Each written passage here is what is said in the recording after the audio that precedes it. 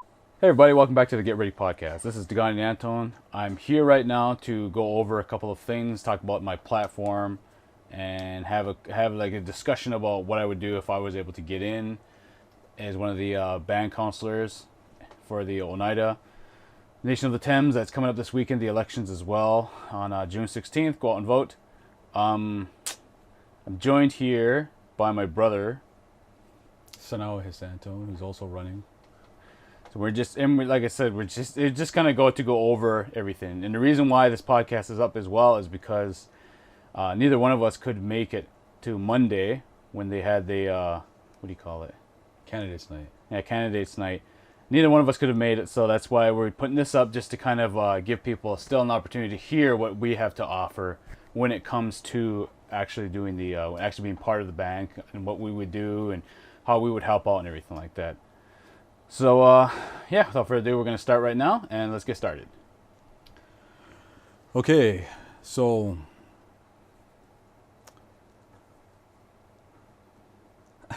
what would be the key principles that we would run on? Or what are the key principles we are running on? That we are running on. That we would implement if we were elected. That's essentially what we have to ask. Well, okay. That's what the people want to know. So I'll go first. Because I think some of our values and some of our platforms kind of align politically, so it's all right if we could probably both simultaneously talk about it. Okay, yeah, okay. So my whole thing that I'm running on and I want to give and promise to people is health and fitness. And the reason why I specifically chose that is because I believe there's not enough of it to be taken around the reservations. It's not being focused around at all. So, or I shouldn't say that. Just not as much as I think it should be deserved. Because like there could be a lot more after-school programs. There could be like more cooking programs. I've been doing a lot of cooking classes in the past few years, and I've been trying to get more done. It's a little hard, but like I've been able to get them out there, whether I do them at Namrin, whether I do them in Oneida. Either way, I just try to get out more essential skills to cooking, and I try to do that whether it's the youth, whether it's or like people, young adults or elders. I try to just kind of get out the information to everybody, and just more or less try to get them to understand the skill more. And even if people are already good at cooking, it's better just to get an upgrade and more like knowledge on it and everything like that. Well, I think it's one of the most important things that has been lost on us, especially, and there's a bigger discussion to be had, but you've probably had it on your podcast about generational trauma as it pertains to residential schools. There's a lot of different ways that it affects our people that we don't really think about or take into consideration. And one of that is that, like, before all that happened, we used to be able to live off the land completely. We had farming. We had a great farming sector. We knew how to cook the meat that we would hunt. We only hunted when we needed to. We only fished when we needed to in the right season. Yeah.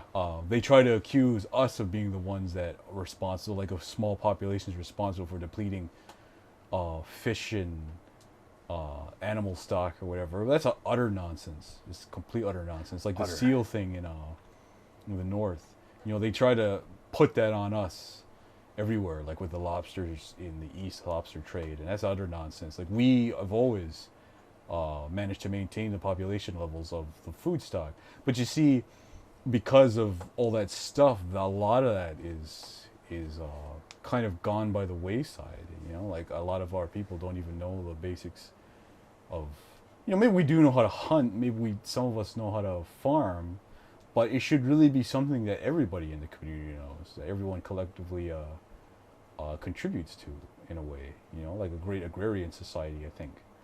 And I think that, when it comes to health and fitness, it's one of the things that people don't think about, even just how much you can get out of your local foods, in my opinion. Yeah, I mean, exactly what you said there. I mean, even just this past year, there was a lot of people that went fishing. I mean, a lot of people that were down by the river, and they were all fishing. And I seen there was quite a few people that went hunting as well. And those are awesome skills to have.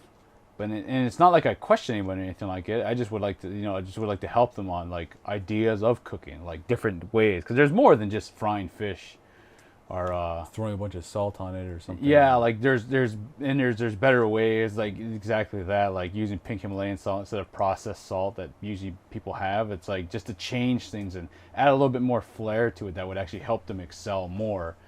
Yeah, Because when you're healthy, you can almost kind of say that your entire world is healthy because everything gets better. yeah, we are unfortunately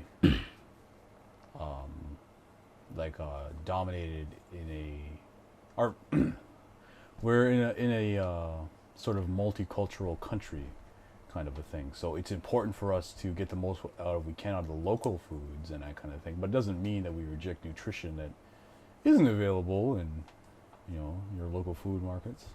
Yeah, That could definitely yeah. contribute to making the food that we do have and do get even tastier and healthier in some ways. So we don't just have to rely on, grease and sugar and that kind of stuff. I mean, I get a lot of people. Processed. I get a lot of people that do say it's expensive, and it's not, because what they're looking at is the big brand grocery stores like Loblaws and like No Frills and stuff like that. And there is like, but you go to your farmer markets and you buy seasonally, and that's where you get like all of your major phytonutrients and nutrients, and like still get the healthy carbs, and you still get the healthy fats and protein and stuff from all those that are there. Like there's tons of options there, but you have to go to the farmer market to get the cheapest and like seasonally. And that's where that could also come in as well, by telling people that even if they do say, oh well, like even in the fall if they said pumpkins are in season, but I just use them for carvings, like for Halloween. It's like, well, there's tons of options to cooking pumpkin, whether it's soup. A lot of people are actually using it as a healthy carb now, and they're taking it, and instead of sweet potatoes, they'll put pumpkins instead, and they'll eat that. Like they'll bake them, or they'll cook them off just like potatoes almost, but then they'll just turn it into like a side. I mean, that's even better as well. So that's what I mean. There's tons of options, but people just have to like kind of open up to it more instead of just eating what they know. Because nothing's wrong with that, but eating what you know and upgrading it, I would call it, where you can just like take something like you eat every week, like the staples, because we grew up on that as well, as the staples in Oneida, roast beef, mac and KD, hot dog, stuff like that. But you can slightly alter them so they're kind of a little more healthier than what people are like kind of at the norm to at the moment. So, and I think that's what I would play mostly into my entire platform within Oneida, is just like trying to get everyone to understand more of that, spending money that could be used on bringing in dietitians, nutritionists, like every week, or at least every other week, like make them take turns, and the people can come in those classes all the time and to like learn more about that kind of stuff. That would be like the better thing to do. Yeah, I mean, if we want to decolonize, or if we want to sort of make our own way in the world, which I think should be the ultimate objective of First Nations communities, we have to understand how much our food plays a role in that. Like I know we disagree on this, but like maybe a McDonald's is okay once in a while because it can be quite tasty. But we just have to understand as a people how much sugar and salt and processed foods, how much that stuff really is pretty bad for us. And we need to move away from having an over-reliance on any of those kind. Not just fast food stuff, but yeah, the stuff what you were bringing up earlier, the regular stuff that we do cook, that we think is it's totally the norm, but it shouldn't be. Like the biggest thing I always like to tell people is, when you go to eat, you should always think about how was this made, like what's in it, and that makes all the difference. Like that really makes all the difference when you stop and think, what am I eating? How was this prepared? What's in it? Like those are the things people should always think about, because that's what I constantly always think about. Even if I do, and I'm not going to lie to anybody, I'm human like everybody else. I have a cheat meal now and then, and if it is McDonald's, the one thing I always keep in mind is most adults are allowed, like your body really can absorb a lot, like 1,500 milligrams of salt. And a Big Mac usually has about 800 milligrams. So you're getting it in one burger. And if you get the fries you're pretty much overreaching on your salt intake in that one meal. So like that's just something to keep in mind, like stuff like that, like the nutritional effects when it comes to all foods. That's just something a lot of people should just really take into consideration. Is that's all I really want to teach people. I'm not trying to tell anybody don't eat this, don't eat that. You can eat whatever you want, but just try to, in a sense, clean up your diet a little bit. Clean up the food that you're eating. I want to say on this is that at the start of the year, I did the usual New Year's resolution thing to lose weight, and I actually made a concerted effort to count the calories that I have per day, and I've lost almost 30 pounds since then.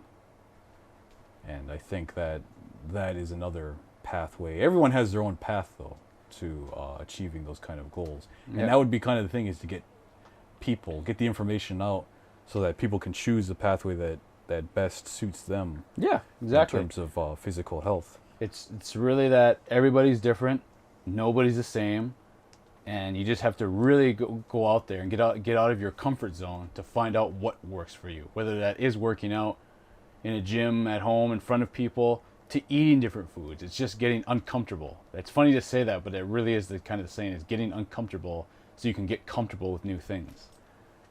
And I think that's just basically the whole point of like everything I would want to push.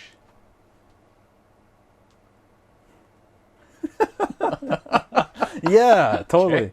Totally. Yeah, so like I said, that's just how I would love to help everybody out and like really like get out there and really like kind of just having classes every time, even coming up and talking with people all the time. Even myself, I would love to help people as much as I can.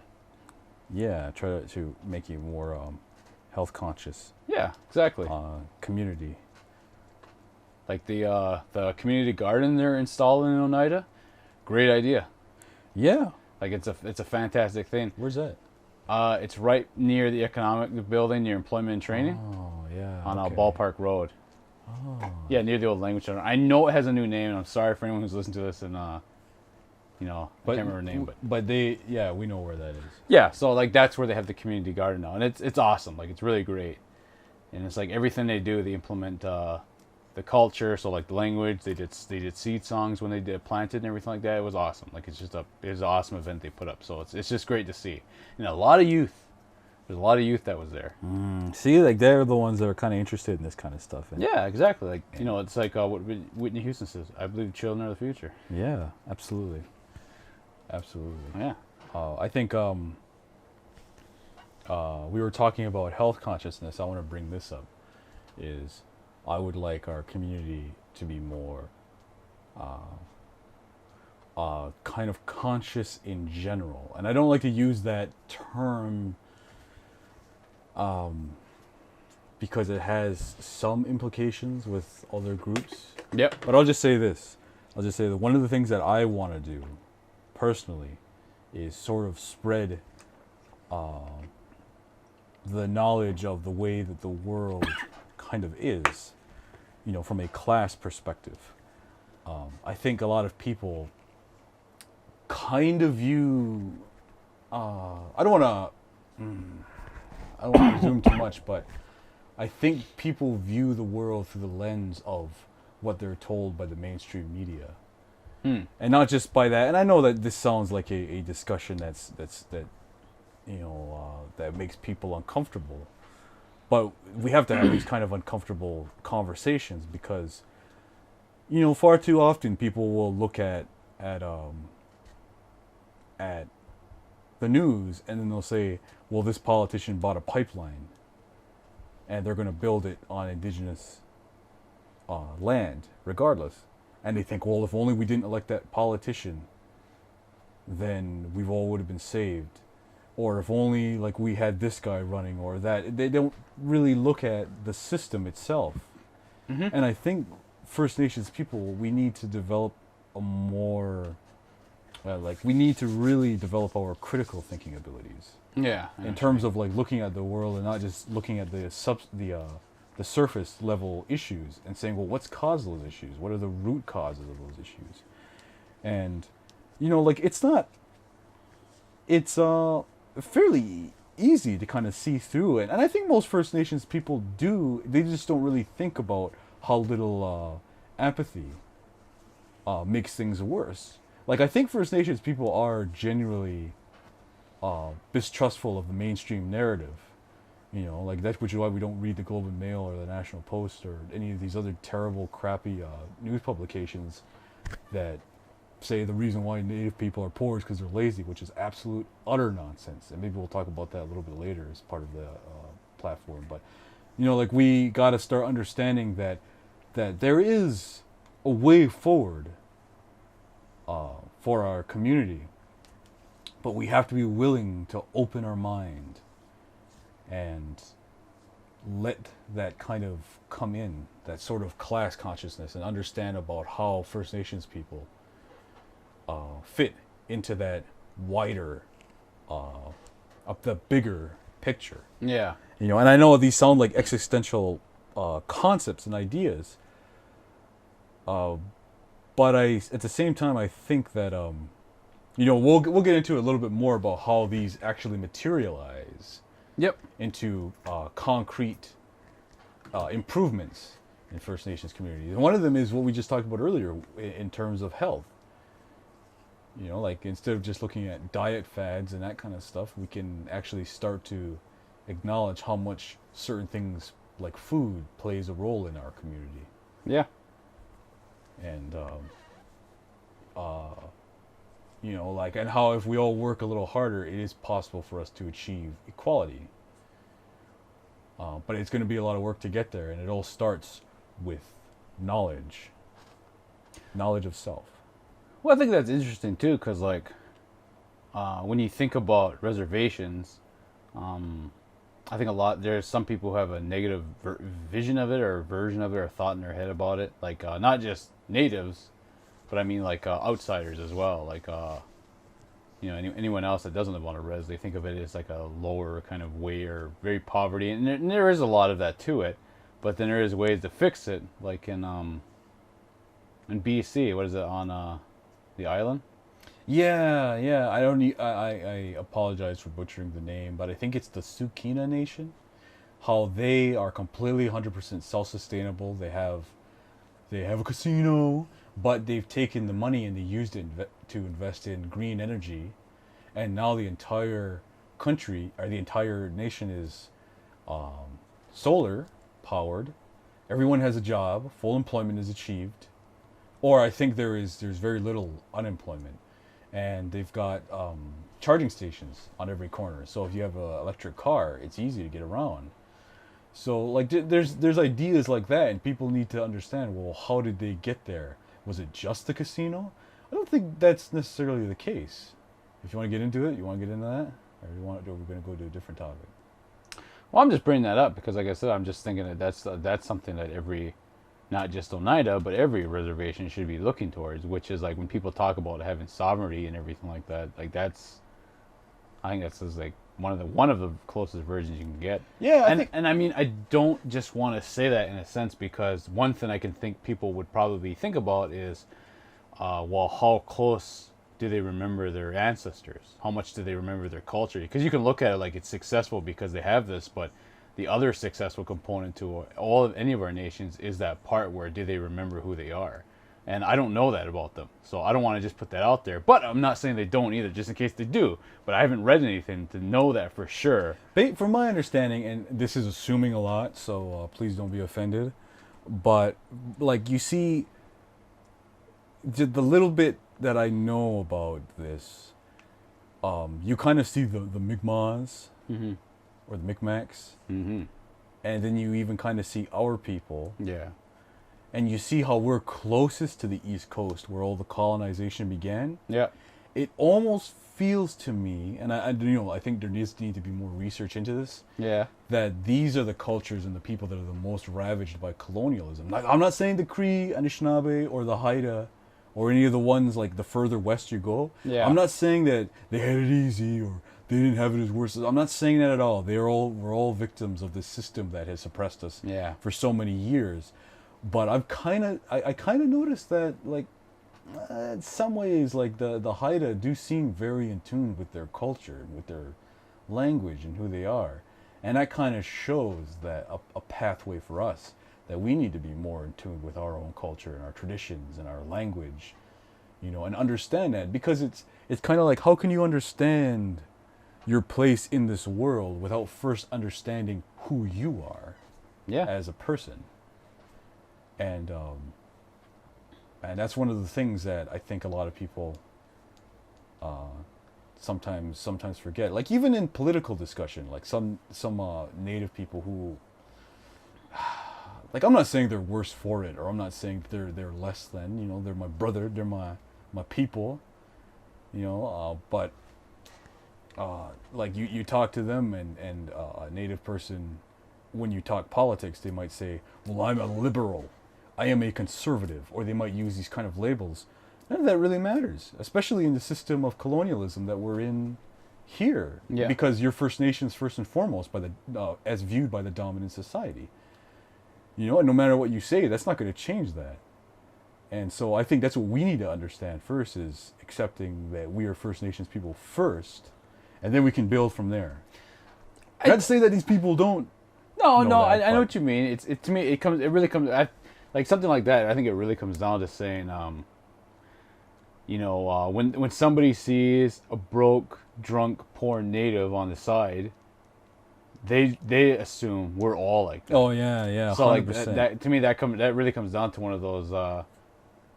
We're all brothers and sisters. We should all be helping each other, not trying to tear each other down for stupid reasons or any other thought or anything like that. We should all be there for each other. It doesn't matter if they're Cree or they're Mohawk. Like, whatever you are, whatever nation you're from, you should respect the other nations, because we're all in a struggle together, essentially. Yeah, exactly. Every First Nations person, well, yeah, like that's in it. We're in this struggle together. We have to understand that we have to understand that, and we have to lift each other up too.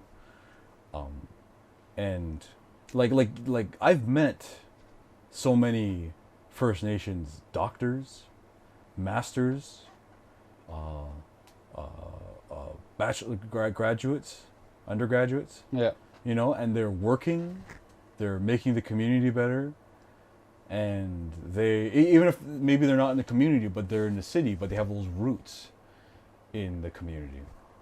And it doesn't matter. In this society, if they see a drunk Indian, that reaffirms the stereotype that they have of us. And I'm not saying stop being drunk and poor. It's like that's not, for a lot of them, that's not a choice. I'm saying that we shouldn't judge each other. Yeah, it's about us helping each other. Exactly. Like that's how it should be. Exactly, 100%. I mean, like, even a First Nations person, and there was a podcast on the CBC and I'm regret not having it right in front of me. Yeah. But a host, I think it was DreamQuest. Mm-hmm. A host told a story in the very first episode about how he went to a bar and he wanted to get a drink, and that's a drink. Like, he has a drink. Yep. And that's it. And all right away, it's like, oh, are you sure you can handle it?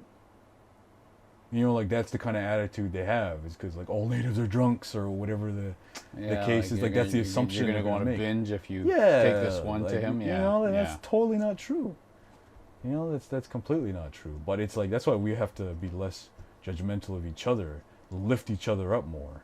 Yep, exactly. And that's how we fight the system. It's like one love.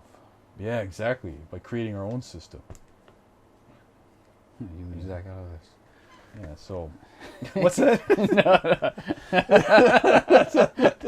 No, I know what you mean. So that's just, I guess, like I said, that's just part of what we're talking about when it comes to, like, the platform and everything like that. This is just like small parts on what we want to do, that we're just kind of acknowledging that there are issues, but we need to kind of correct them, and that starts with our own people. Like, you can't be like a wanderer and go everywhere. It's better to start at the home and then work your way out to kind of help everybody. But I think every reservation needs a little help, needs a little boost, needs a little help. I think one thing we gotta talk about is the idea of representative democracy. Yeah, I think that's probably one of the number one things that should happen. I And think like not just because like we're trying to implement this, but like it should be every.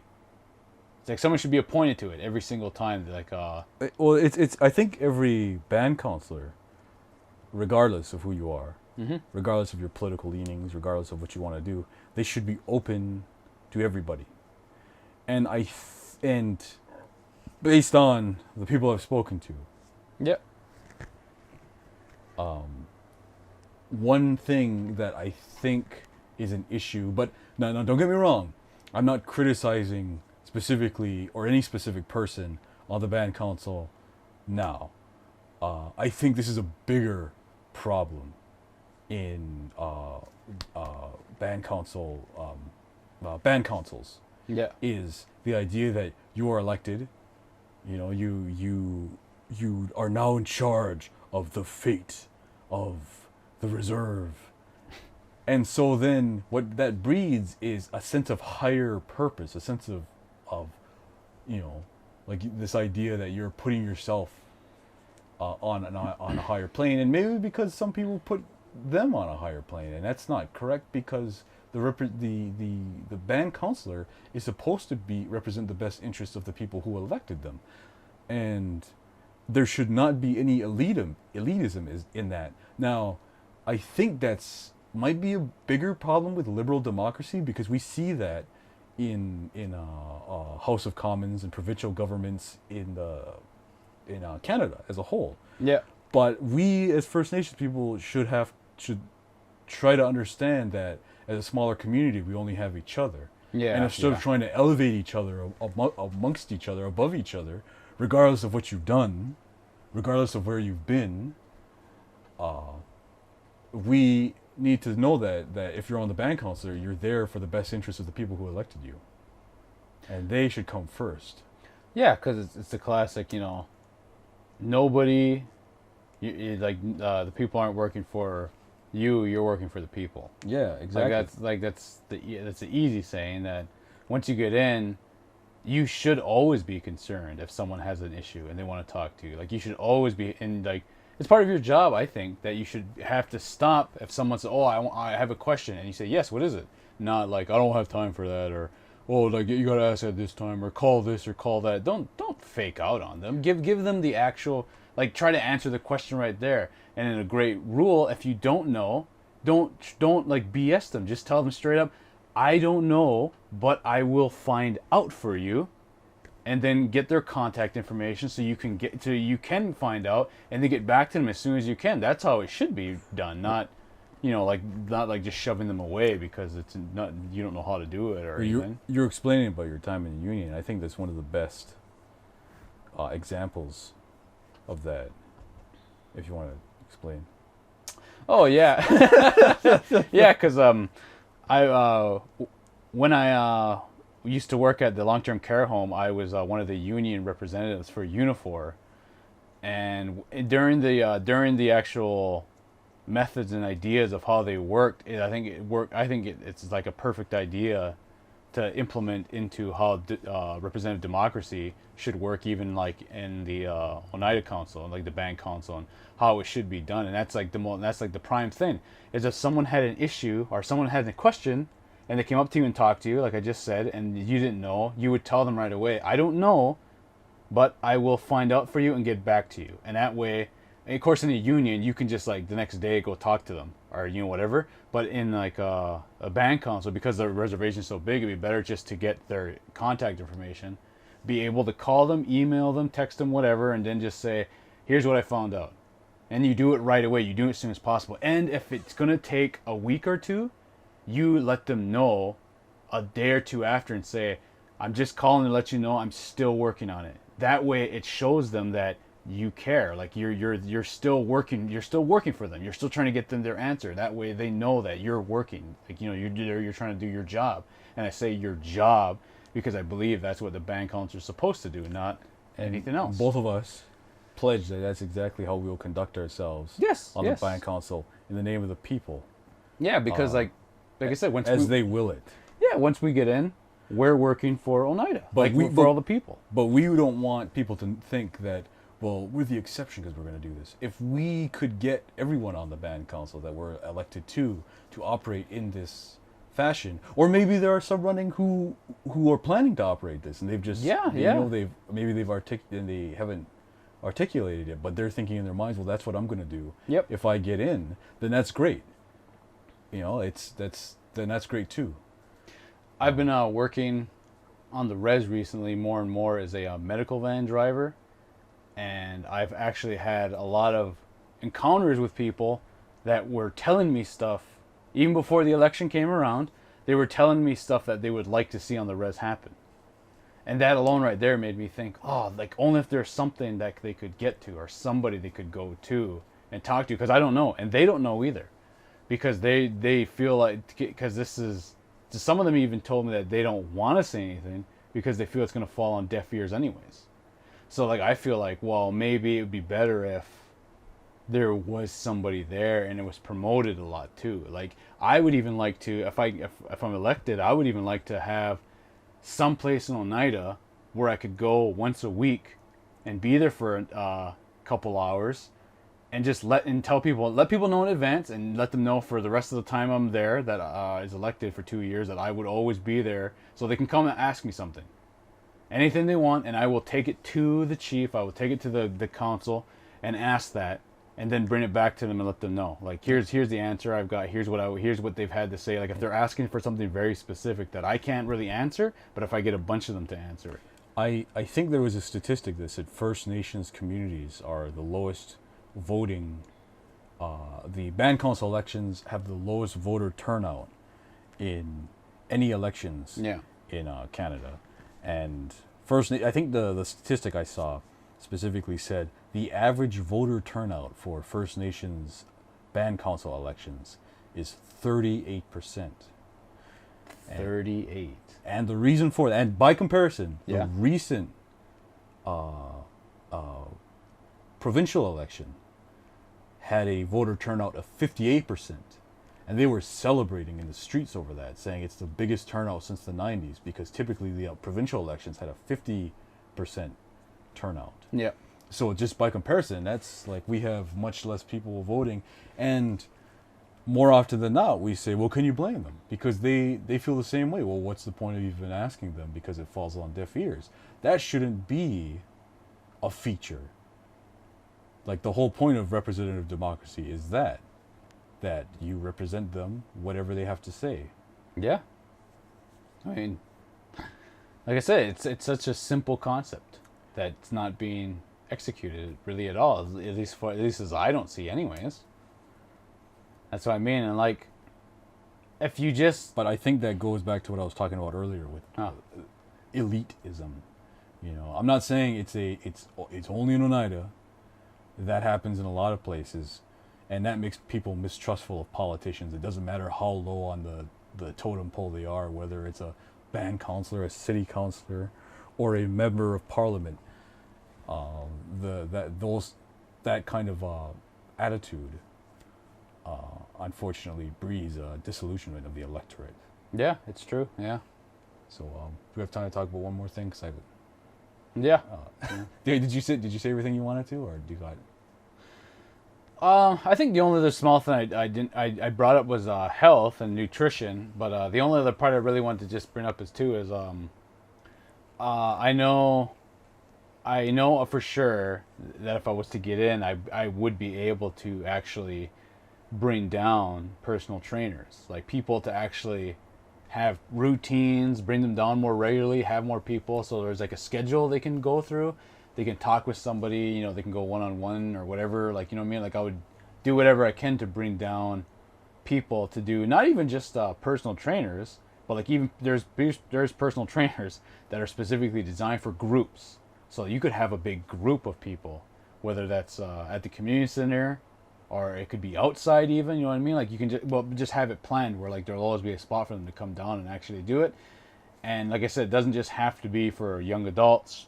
You could also do a class for youth, like young kids, young adults, elders even, like work with them and everything like that. I mean, there's already Moccasin Flow, which is a yoga thing that Lisa Hill's been doing. and I hear it's doing great. And it's just stuff like that. Like I would like to put more stuff like that on the res, so people can have a lot of other options as well, not like and everything else. So that's just my other major point that I wanted to bring up that I really want to kind of put in, that I would also try to incorporate more into Oneida. What about you? I just one thing to say on the health, and then I wanted to bring up my final thing, Yep. and I'll try to keep it brief. But the and again, there's another one where I wish I had the study on me, but I read a study I remember a couple of years ago that said that the best exercise that you could do is farming.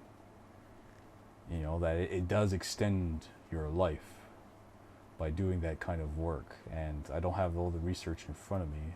Maybe I'll have to delete this. But I do.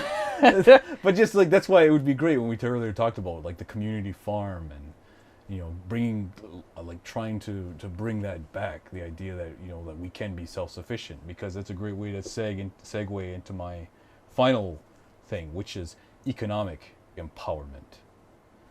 And that's something that I think a lot of people, First Nations people, don't really seem to understand, is like how much purchasing power we have. Yeah. Because we're all obsessed with the latest Marvel film.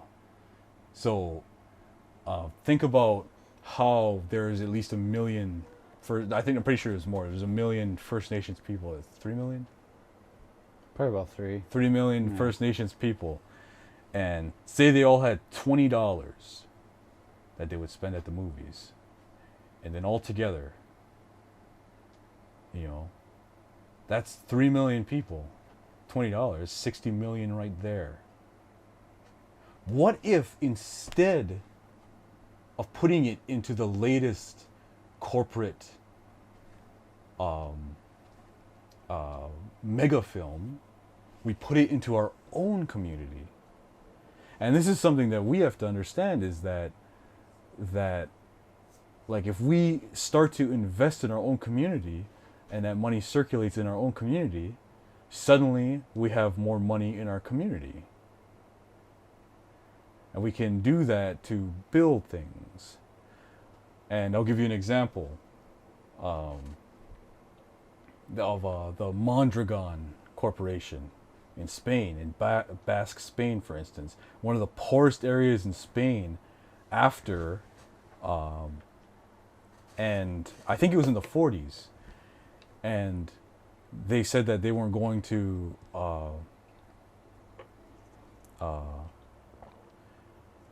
I saw this great talk from Richard Wolff, the economist, who explained about how they had gotten together and they formed their own cooperative. Yeah.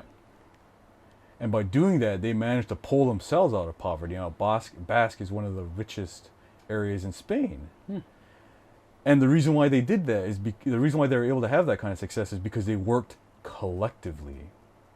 And that's one thing that we need to get out, is this sort of individualism. The idea that I'm going to start a singular business and pay workers less than the minimum wage for my own personal enrichment.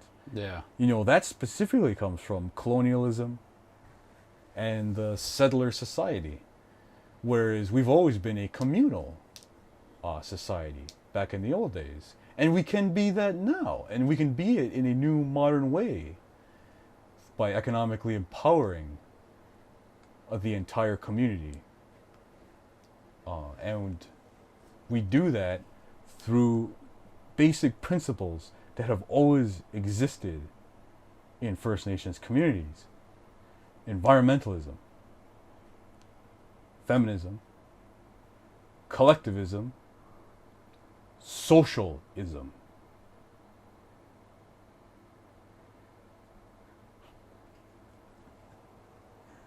Fine, I'll cut that out. Well, because I want to talk about, should we talk about the drug issue? There's this one thing I want to talk about on that as it pertains to exactly what I'm talking about, this sort of idea of working together as a community. What people don't really understand, like when I was, like seriously, I'll cut this out if you want, the drug stuff. I don't know. Okay, I'll just say it. I'll just say it. Like Yeah. the drug issue is probably the biggest issue facing our community, but it's facing a lot of communities. You know, opioids and that kind of stuff getting into the community, and people wonder, well, how do we take care of it? Do we arrest everybody? You know, which is what they've been doing for the past 100 years, or do they?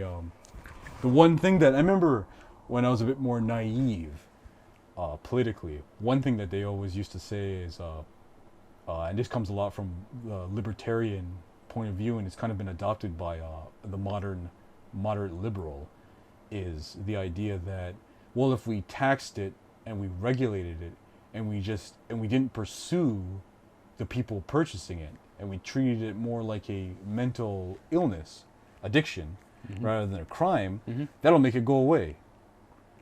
I don't think that's necessarily true, because it's kind of ignoring, well, what causes that mental health issue? What causes that mental health issue is impoverishment. You know, like communities that are poor. You know, we talked about the Oneida Nation earlier. They don't have a big drug problem. And why is that? Because everybody is working and everybody is contributing, and as a result, their entire community is getting better. And in communities where you don't have that, where you don't have a collective community working together for the greater good and working together to have that sort of economic empowerment, you're having these kind of drug issues, because then people are unemployed, they get depressed because they're unemployed, and they turn to ways to escape reality. And unfortunately, in many cases, that could be drugs. And we don't talk enough about mental health issues that are in the community. Like, I feel this almost feels like a taboo subject in some regard, and that needs to stop. We need to be more open about mental health issues. But I believe that the cause of that is the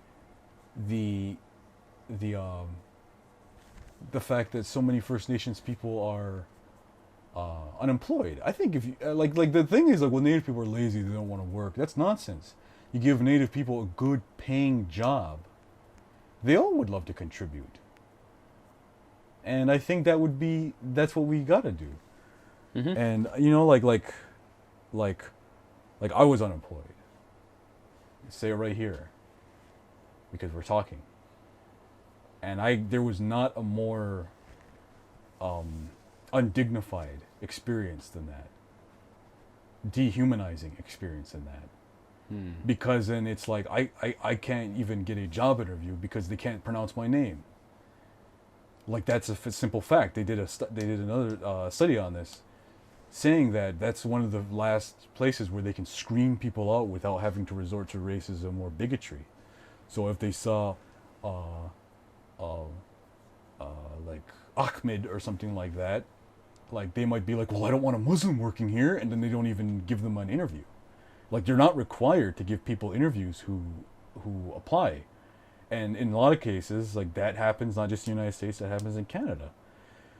And it's like, I was willing to work when I was having it. I applied in many places, but I didn't, and that caused a lot of mental health issues. So it's like for me, someone who understands these issues, I can't imagine what it's like for the people who don't understand where those issues are coming from. And that's what causes a lot of these people to turn to drugs and to turn to other ways to sort of alleviate the mental strain of feeling that you're less than because you don't have a job. And let's face it, that's the way society looks at the unemployed. They're saying, well, they're bums that don't want to work. Nonsense.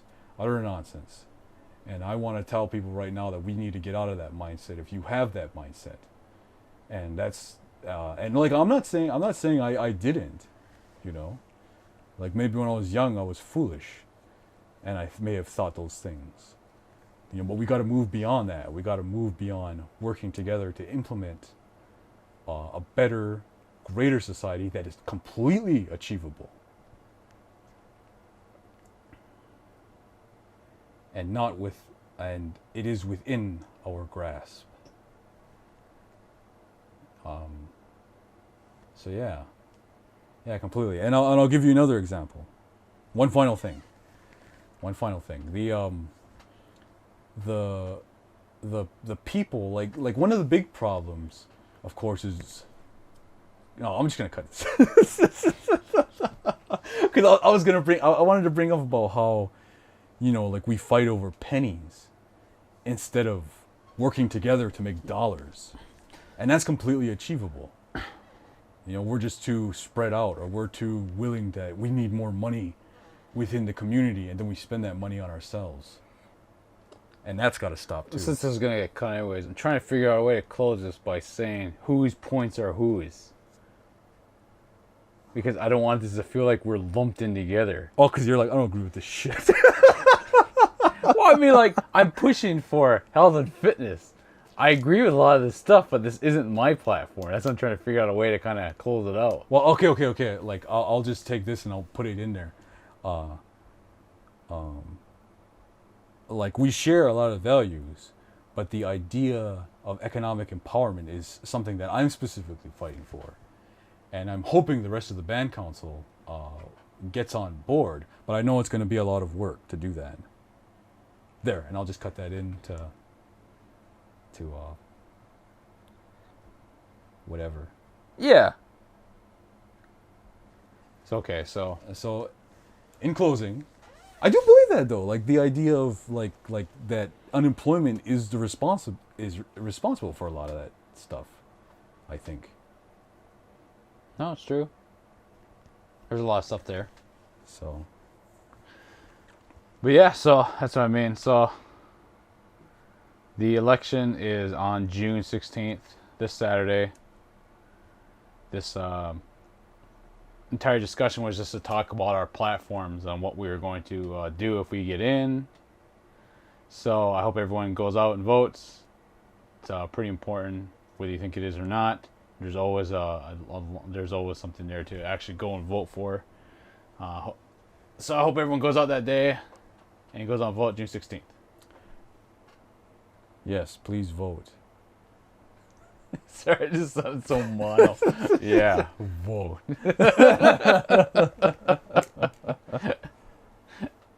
But yeah, alrighty. How long was that?